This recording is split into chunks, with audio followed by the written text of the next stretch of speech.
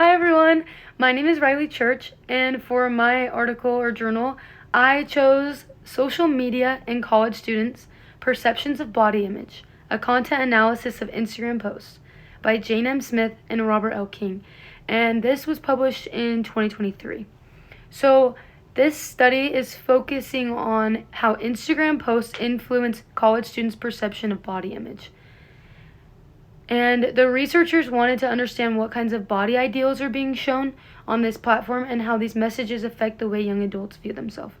So in order to do this, they collected 500 Instagram posts that use hashtags related to anything wellness, makeup, fitness, beauty, to then use content analysis to carefully examine these posts, looking at what kinds of bodies were shown, the emotional tone of these images and captions, and just how much engagement each of these posts was getting. So their findings were pretty crazy because over 70% of the posts that they had were portraying unrealistic and idealized body standards. The study concluded that constantly seeing these kinds of images can increase body-focused anxiety and lower self-esteem in college students. Part of the reason I picked this article is because it hits home for me. Because personally, I have been scrolling on Instagram before, and I've seen girls that come across my feed that seem to have the perfect body or the perfect life or the most flawless skin. And seeing this is honestly pretty hard, right? There have been moments where I've compared myself and felt like I wasn't enough. Even though I know a lot of what I'm seeing is filtered or posed, it can still get in my head and I still can think about it. So what has helped me to overcome those feelings is remembering who I truly am. I'm a daughter of God and I was created in His image, not the world's image. He doesn't need me to look like somebody else. He doesn't need me to be somebody else. He needs me, for my personality, and for my heart, and for what I have to offer. And so when I remember my divine worth as His daughter, those comparisons lose their power.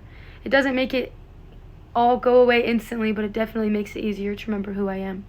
As a communication student, this is relevant to me because it shows just how powerful these media messages really are. The content we put out has real influence on how people think and feel, and honestly, if the content we consume can shape how we see ourselves, what kind of impact could the content we create have on others?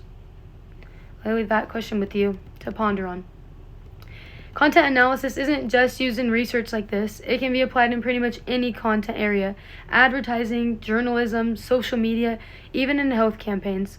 And outside of academic journals, we actually see content analysis all the time. It's used in marketing to study audience behavior, in newsrooms to track media coverage and trends, or even by influencers or brands to figure out what connects best with their followers.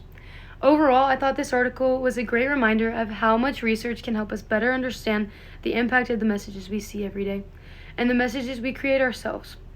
My challenge for all of us is to be more intentional with the content that we put into the world. Whether we're writing, broadcasting, or just simply posting online, let's make sure we're creating messages that build people up, remind them of their worth, and help them feel seen and valued for who they truly are. Thank you.